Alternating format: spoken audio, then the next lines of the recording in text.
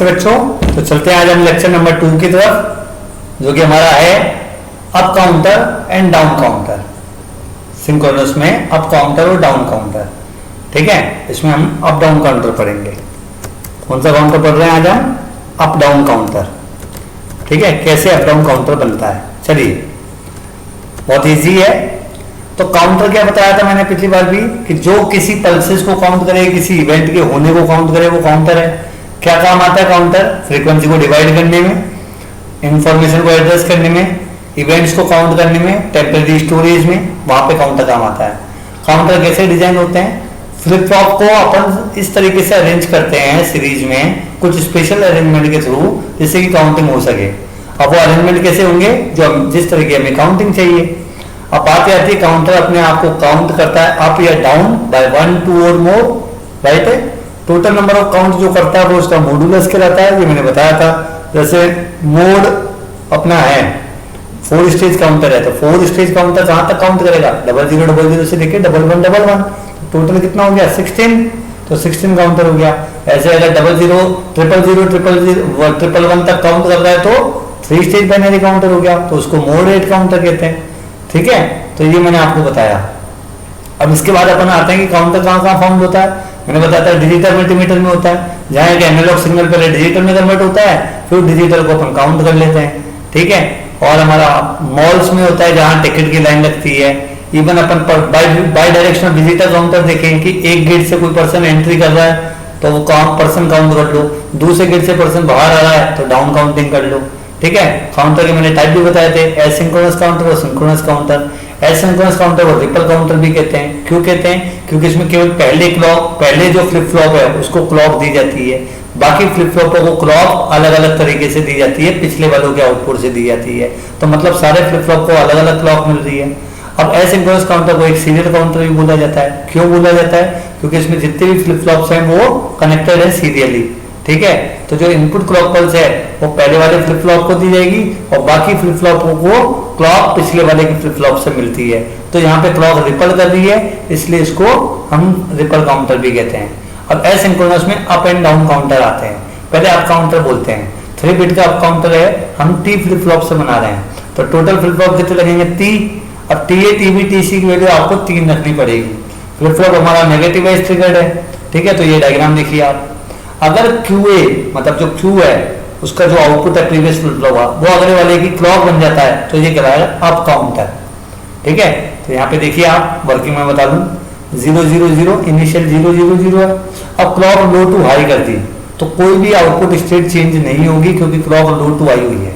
जैसे clock high to लो होगी, Q3 अपना आउटपुट चेंज कर देगा 0 to 1, मतलब लो टू हाई।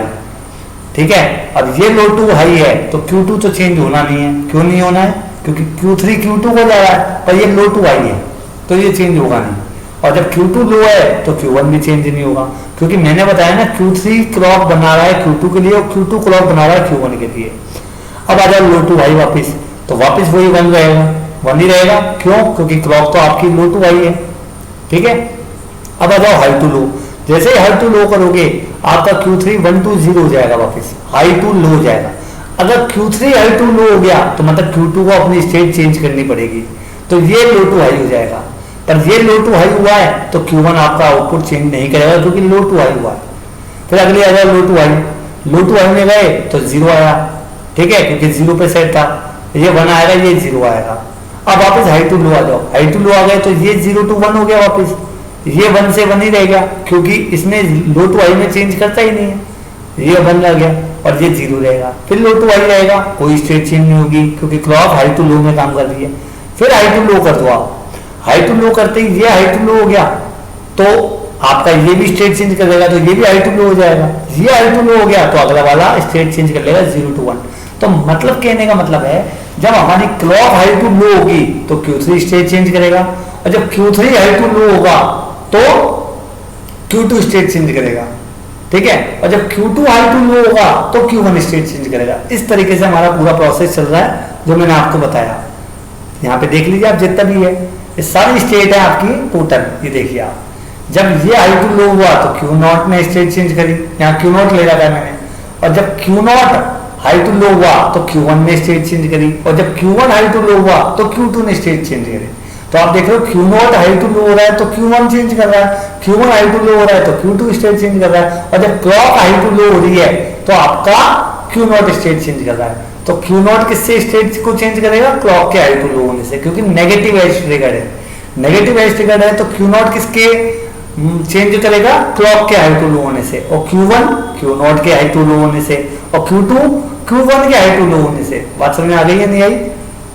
ठीक है, अब देखिए आप, तो हम यहाँ पे डिजाइन करके देखते हैं। हम ये देखिए आप, पहले मैंने ये कर लिया, इसको पूरे को डिलीट मार देता हूँ, ये डिलीट मार दिया। देखिए आप, पहले हमने 3 फ्लिप फ्लॉप ले लिए, ये लीजिए, ये ले लिए, ये ले लिए, और ये ले लिया। ठीक है, अब देखिए ना, अब मैंने क्या करा, एक तरीके से एक लॉजिक स्टेट लगा दिया। ये इनपुट है, तो मैंने जे के फ्लिप फ्लॉप के लिए बताया था जे और के दोनों 1 रहने चाहिए, तभी अपना काम करेगा। ये देखिए,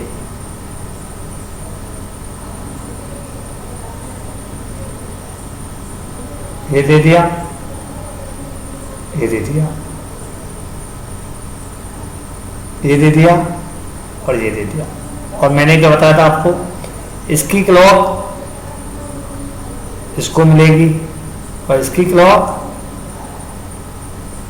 इसको मिलेगी। ठीक है, अब आ जाइए बात को, अपन आउटपुट देख लेते हैं। ये आउटपुट इसका,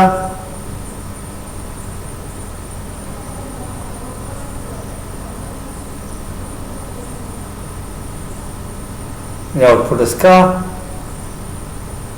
और ये आउटपुट इसका। ठीक है, अब देखते हैं, रन करते हैं। अब ये 000 पे है, जैसे ये रन होगा ये 000 पे है, क्योंकि इनपुट मेरा 0 है तो ये 000 रहेगा। जैसे इनपुट में 1 करूंगा, ये देखिए काउंटिंग स्टार्ट कर देगा। ये काउंटिंग स्टार्ट करेगा? नहीं करेगा। ये क्यों नहीं करी इसने काउंटिंग? क्योंकि पहले वाले को ट्रिगर नहीं करा है, पहले वाले को ट्रिगर नहीं कराया आपने। पहले वाले को तो क्लॉक देनी पड़ेगी ना। पहले वाले को क्लॉक कैसे देंगे अपन, बताइए? तो पहले वाले को क्लॉक देने के लिए आपको क्लॉक लगानी पड़ती है, पल्स। ये पल्स लगाई, ये पल्स लगाई, तो ये देखिए आप कितने की लगाई है? 5 वोल्ट की पल्स लगाई है। 5 वोल्ट की पल्स लगाई है, कितने पीरियड का है? 2 सेकंड की है। तो मतलब 1-1 सेकंड में ये स्टेट चेंज करेगा, high to low, high to low. ये देखिए आप, 000, अब 001 हो जाएगा। ये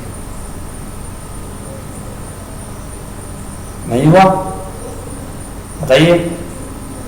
नहीं हुआ? क्या हो गया? नहीं हुआ। देखते हैं क्यों नहीं हुआ। क्लॉक कितने की है? 5 वोल्ट की है, 2 सेकंड की है। फिर अब क्या दिक्कत आ रही है? इसका आउटपुट इसको गया, इसका आउटपुट इसको गया, इसका आउटपुट इसको गया।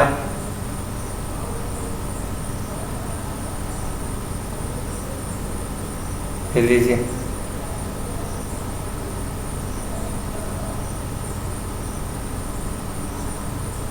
नेगेटिव एज ट्रिगर्ड है, देखते हैं।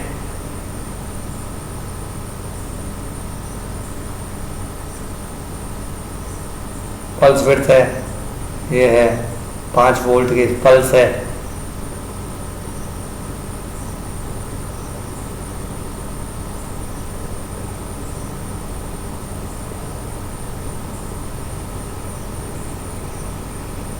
जी और के पे 0 आ रहा है, अब 1 आ गया।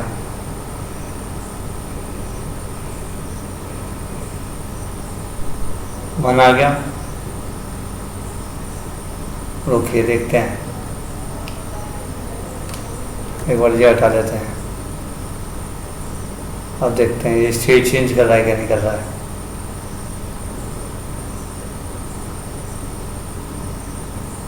ये अपने स्टेट चेंज नहीं कर रहा है। कर रहा है? नहीं कर रहा है, मेरी क्लॉक तो हाई है।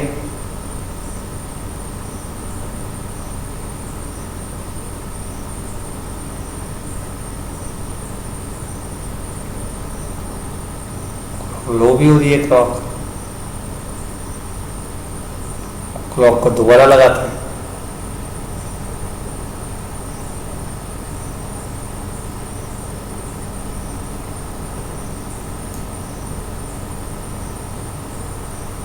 पाँच वोल्ट का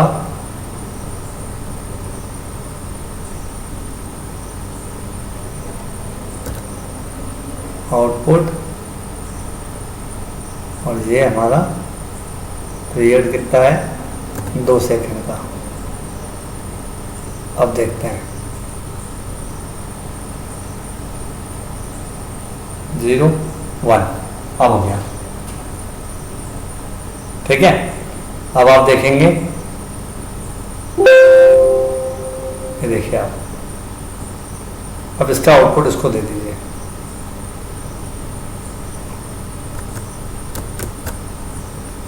ये देखिए आप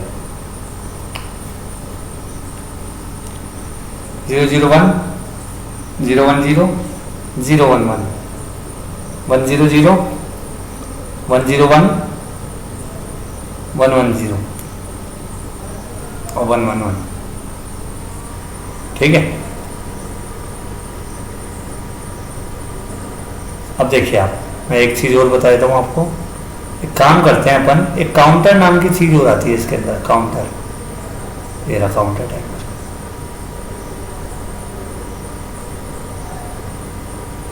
ये काउंटर को अपन यहाँ पे लगा देते हैं।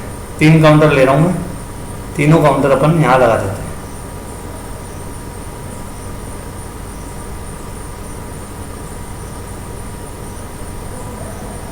तीनों की वैल्यू अपन पढ़ेंगे कितनी आ रही है।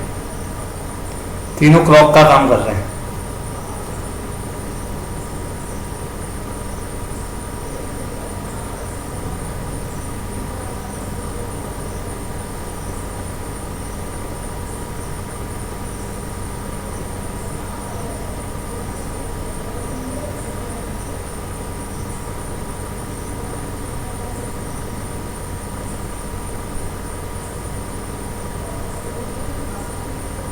काउंटिंग चल रही है। ठीक है, अब एक काम करते हैं अपन, इसको एनेबल पिन पे लगा देते हैं।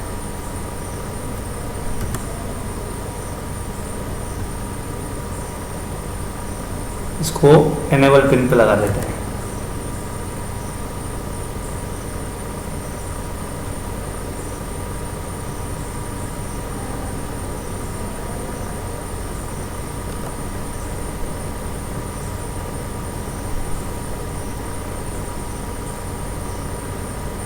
ये देखिए, जैसे ये 1 हुआ, ये काउंटिंग स्टार्ट, वो रुक गया।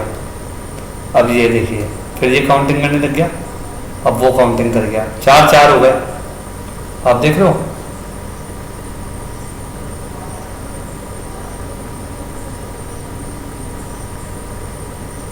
ये देखिए 8 8 के बाद तीनों 0 हो गए। अब ये 10 पे होगा, ये देखिए, अब ये 10 पे होगा, फिर वो 10 11 12 पे होगा, फिर वो 10 पे होगा। इस तरीके से चल रहा है, चल रहा है। तो आप देख रहे हो काउंटिंग। अब आती है बात डाउन काउंटर की। तो डाउन काउंटर कैसे बनाते हैं वो देखिए आप। डाउन काउंटर में क्या करते हैं मैं आपको बता देता हूँ। देखिए आप, डाउन काउंटर के लिए ये बोला जाता है, या तो आप जो कॉम्प्लीमेंट टर्मिनल है उसको क्लॉक पे अप्लाई कर दो। कॉम्प्लीमेंट टर्मिनल मतलब जो मैंने देखिए पिछला सर्किट था, इसमें ये देखिए यही है। या तो आप कॉम्प्लीमेंट टर्मिनल से आउटपुट ले दो, कॉम्प्लीमेंट टर्मिनल से। ठीक है, कॉम्प्लीमेंट टर्मिनल से ले लेते हैं। तो मैं बता देता हूँ आपको कॉम्प्लीमेंट टर्मिनल से कैसे लिया जाता है आउटपुट। ये देखिए आप,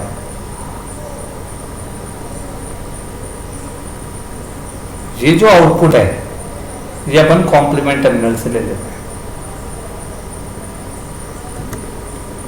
ये जो आउटपुट है ये अपन कॉम्प्लीमेंट टर्मिनल से ले लेते हैं। आउटपुट तो क्लॉक तो वहीं से दें, अपन जो आउटपुट है अप काउंटर में आउटपुट को कॉम्प्लीमेंट टर्मिनल से ले लेते हैं। देखिए आप,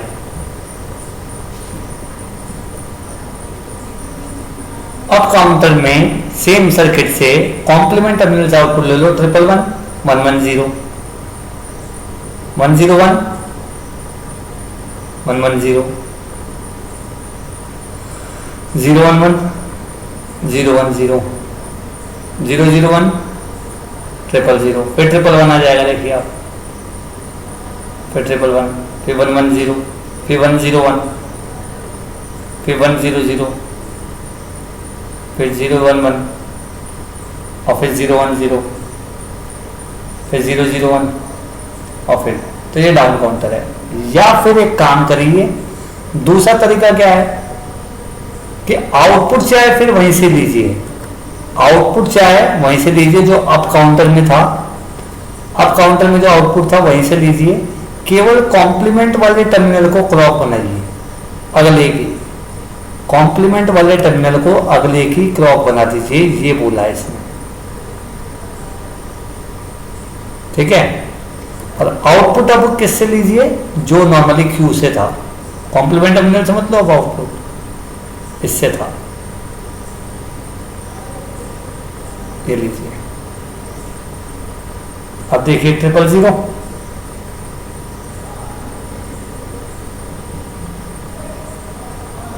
अब 1, ये देखिए आप 110। तो मैंने आपसे क्या बोला कि अगर डाउन काउंटर बनाने हैं तो उसके दो तरीके हैं, या तो अप काउंटर वाले सर्किट में कॉम्प्लीमेंट टर्मिनल से आउटपुट लो, या अप काउंटर वाले सर्किट में चेंज क्या कर दो कि जो क्लॉक है वो पिछले वाले के कॉम्प्लीमेंट टर्मिनल से दो, पिछले वाले के कॉम्प्लीमेंट टर्मिनल से दो, ये है अंतर, ठीक है। बात समझ आ रही है नहीं आई? अब ढंग से देखते हैं, अगर हमें एक ही ऐसा सर्किट बनाना है जिसमें अप और डाउन दोनों हो जाएं तो कैसे बनाएंगे, वो मैं आपको बता देता हूँ। एक ही सर्किट ऐसा है जिसमें अप और डाउन दोनों हो जाएं तो वो कैसे बनाएंगे। देखिए हमें पता है, ये देखिए हमें जब पता है कि अगर हमारा जो डाउन काउंटर है उसके बीच में, देखिए मैं आपको बताता हूं, इधर अगर हमारे इधर देखिए आप, ये और ये और ये तीनों हटा दिए मैंने, ढंग से देखिए। अब मैं एक एक्सोर गेट ले रहा हूं, एक्सोर गेट ले रहा हूं, एक्सोर गेट।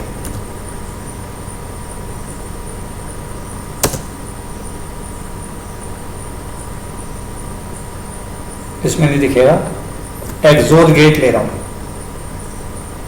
ये दिख गया, 2 इनपुट एक्सोर गेट दिख गया। इस एक्सोर गेट में क्या कर रहा हूं मैं, एक ये 2 एक्सोर गेट लिए हैं। क्यों लिए हैं मैं बता देता हूं। जो आपका आउटपुट आ रहा है उसको एक्सोर गेट पे अप्लाई कर दो, और एक आपका लॉजिक है इनपुट का, लॉजिक स्टेट 1, जिसे M नाम दिया है, कंट्रोल टर्मिनल, इसको इस पे अप्लाई कर दो। और जो एक्सोर गेट का आउटपुट है उसको क्लॉक बना दो, क्या बना दो, उसको क्लॉक बना दो, ये हटा दो आप, ठीक है। ढंग से देखना आप, जो आपका आउटपुट आया वो, और एक कंट्रोल टर्मिनल का इनपुट है वो, और 2 एक्सोर गेट का आउटपुट, उसको क्लॉक बनाओ अगले की। ऐसे यहां करेंगे, जो आउटपुट आया वो और जो कंट्रोल इनपुट था आपका ये वाला, ये दोनों का आउटपुट लेके अगले वाले को क्लॉक बना दिया। समझ आ गया नहीं आया? ये क्लॉक बन गई। अब आपका ये सर्किट देखिए क्या है, अगर ये 0 है, अब काउंटर में करा है मैंने ये चेंजेस, अगर ये 0 है तो देखिए 000, 001, 010, 100, 011, 100, तो किस तरह की काउंटिंग कर रहा है ये देखिए आप, ये कर रहा है अप काउंटिंग। जब मेरा M0 है, ठीक है, 111 हो गया, फिर 000 हो गया। अब देखिए आप, अब की बार मैंने M को 1 कर दिया, अब ये काउंटिंग स्टार्ट करेगा, देखिए ये वापस 000, 111, 110, तो अब ये डाउन काउंटिंग करने लग गया। अब ये कौन सी काउंटिंग करने लग गया, डाउन काउंटिंग करने लग गया। तो मैंने क्या करा, एक ही सर्किट से, जो अप काउंटर का सर्किट था उसमें थोड़ा सा चेंजेस करे हैं। क्या चेंजेस करे हैं मैंने डाउन काउंटर और अप काउंटर में, कि अगर मेरा ये M0 होगा तो मेरी अप काउंटिंग होगी, और मेरा M1 होगा तो मेरी डाउन काउंटिंग होगी। इसी को ही हमने क्या करा, एक्सोर गेट से अप्लाई करा है। इसी को हमने क्या करा है, एक्सोर गेट से अप्लाई करा है। बात समझ आ गई है नहीं आई? तो ये नॉर्मली मेरा बेसिक फंक्शन हो गया अप और डाउन दोनों का। बात समझ आ गई है नहीं आई? अप और डाउन दोनों का फंक्शन समझ में आ गया नहीं आया? क्या बोला मैंने? अब ये थ्योरी आई कहां से, ये थ्योरी कहां से आई वो देख लेते हैं। देखिए ये तो है M और ये है Q, ठीक है।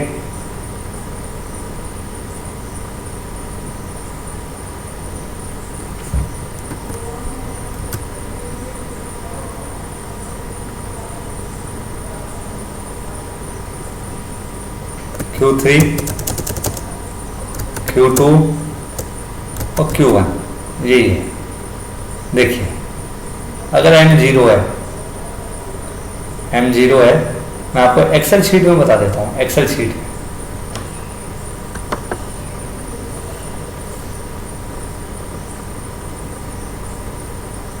न्यू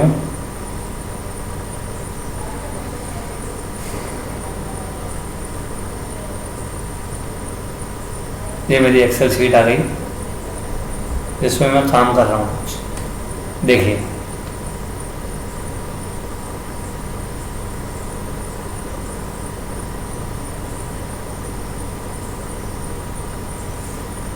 ये मेरा M,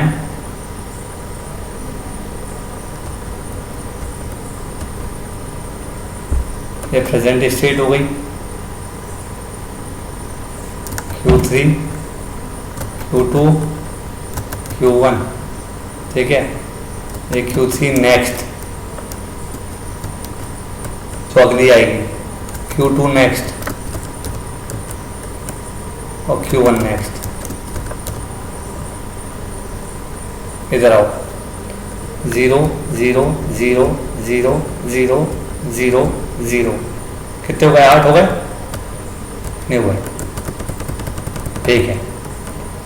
अब देखिए 000, अगली स्टेट क्या आएगी बताइए? 0 0 और सॉरी 1 0 0, ठीक है। 0 0 1 आएगी ना, 0 0 1, ठीक है।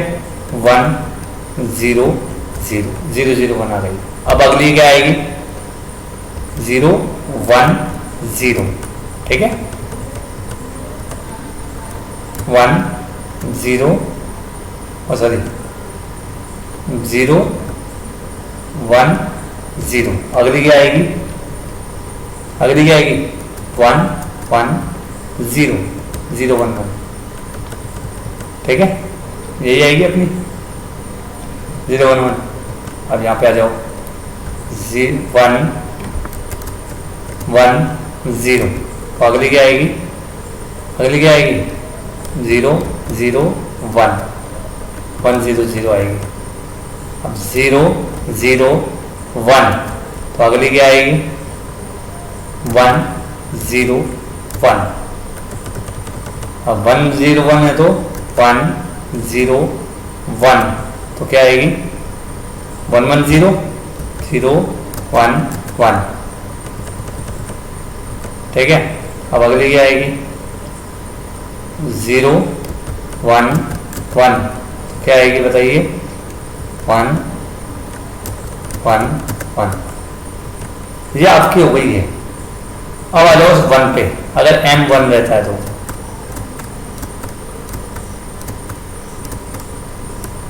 M अगर 1 रहता है तो क्या आएगी? M1 रहता है तो काउंटिंग देख लीजिए आप क्या रही है। 0 0 0, तो क्या आनी चाहिए? 1 1 1, ठीक। अब 1 1 1 रहेगा तो क्या आनी चाहिए? 6 0 1 1। फिर M1 रहता है तो 0 1 1, तो क्या आनी चाहिए? 1 0 5 आनी चाहिए 1, फिर अगर 101 रहती है तो 01, तो अगली स्टेट क्या आनी चाहिए बताइए? 004 आनी चाहिए। और अगर 001 आनी चाहिए तो फिर क्या आएगी बताइए? फिर क्या आएगी? 11 1 1 0 1 1 0, तो अगली क्या आनी चाहिए? 0 1 0 0 1 0 आनी चाहिए। और जब 0 1 0 आनी चाहिए तो अगली क्या आएगी? 1 0 0 0 0 1। और जब 0 0 1 आएगी तो अगली क्या आनी चाहिए? 0 0 0। मतलब 1 है तो डाउन काउंटिंग हुई, और अप है 0 है तो अप काउंटिंग हुई। ये एम के ऊपर डिपेंड हो गया। अब आपको बस करना क्या है, ये बना लीजिए एम और Q3 के बीच में डायग्राम बना लीजिए। एम और Q3 के बीच में डायग्राम बना लीजिए, आपको पता लग जाएगा कि Q3 का आउटपुट क्या आता है। देखिए आपको मैं बता देता हूं, ये लीजिए, इसको आपने इधर लिया, ये आ गया, इसको आपने इधर कर लिया,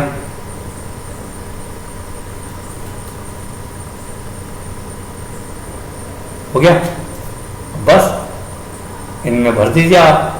इधर जो है आपका टर्मिनल, ये लीजिए, कंट्रोल C करिए और पेंट में ले लीजिए,